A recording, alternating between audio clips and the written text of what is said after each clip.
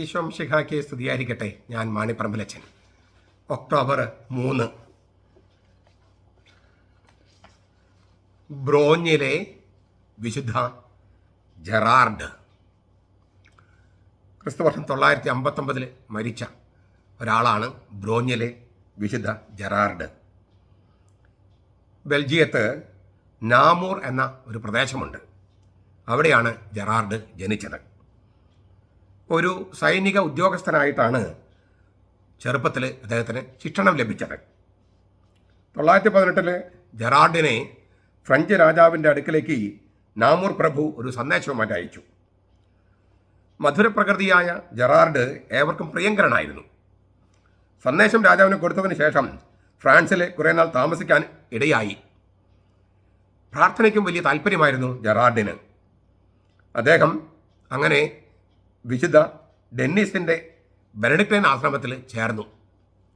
11 കൊല്ലം പ്രസ്തുത ആശ്രമത്തിൽ ജെറാർഡ് താമസിച്ചു. പിന്നെ പുരോഹിതനായി പട്ടാഭിഷേകം സ്വീകരിച്ചു. പുരോഹിതനായ ശേഷം ജെറാർഡ് സ്വരാജ്യത്തേക്ക് മടങ്ങി ബ്രോഞ്ഞ് എന്ന സ്ഥലത്ത് സ്വന്തം ഭൂമിയിൽ ഒരു ആശ്രമം സ്ഥാപിച്ച് 22 കൊല്ലം അതിലെ ആവട്ടായി പാർത്തു. പ്രായശ്ചിത്തവും പ്രാർത്ഥനയും അദ്ദേഹത്തിൻ്റെ ദിനചര്യയായി. സന്യാസികളിൽ അത് പ്രോത്സാഹിപ്പിക്കാനും ശ്രമിച്ചു. ഫ്ലാൻഡേഴ്സ്, ലൊറെയിൻ, ഷാംപെയിൻ എന്നീ സ്ഥലങ്ങളിലെ ആശ്രമങ്ങളിലെല്ലാം വിശുദ്ധ ബെനഡിക്റ്റിൻ്റെ നിയമം അദ്ദേഹം പ്രചരിപ്പിച്ചു. തൽഫലമായി ബെനഡിക്റ്റൈൻ സഭയ്ക്ക് അദ്ദേഹത്തിൻ്റെ കാലം ഒരു വസന്തം തന്നെയായിരുന്നു എന്നാണ് വിശേഷിപ്പിക്കപ്പെടുക. കർത്താവിൻ്റെ വിശ്വസ്ത ദാസൻ പ്രായശ്ചിത്തം കൊണ്ടും അധ്വാനം കൊണ്ടും ക്ഷീണിച്ച് ക്രിസ്തുവർഷം 959 കർത്താവിൽ നിദ്ര പ്രാപിച്ചു. വിശുദ്ധ അത്തനേഷ്യസിൻ്റെ ഒരു സൂക്തം ഈ ബ്രോഞ്ഞിലെ ജെറാർഡിൻ്റെ തിരുനാളുമായിട്ട് ബന്ധപ്പെട്ട് പറയാറുണ്ട്.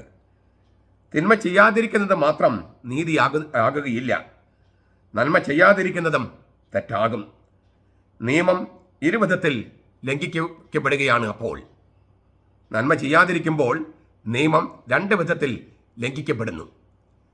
ഈ ബ്രോഞ്ഞിലെ ജെറാർഡ് തിന്മ ചെയ്യാതിരിക്കുക മാത്രമല്ല ചെയ്തത്, നന്മ ചെയ്യുക മാത്രമല്ല ചെയ്തത്, തിന്മയ്ക്കെതിരെ നിലകൊള്ളുകയും നന്മ ചെയ്യുകയും ചെയ്തു. അങ്ങനെ എല്ലാ തരത്തിലും അതൊരു ധാരാളം പേർക്ക് സന്യാസം വരിക്കാനായിട്ട് പ്രചോദനമായി.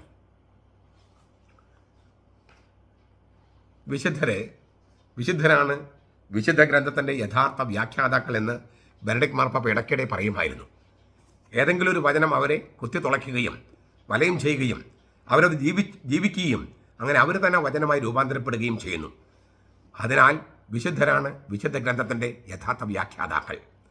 അങ്ങനെ വിശുദ്ധരെ കർത്താവിന് വേണ്ടി ചെയ്ത കാര്യങ്ങളെല്ലാം വിശുദ്ധരുടെ ഓർമ്മയ്ക്കായി സുവിശേഷം പ്രഘോഷിക്കുന്ന സ്ഥലങ്ങളെല്ലാം പ്രഘോഷിക്കണമെന്ന് നമ്മുടെ കർത്താവ് ശംശയുടെ ഉത്തരവുണ്ട്. മർക്കോസിന്റെ സുവിശേഷം 14:9.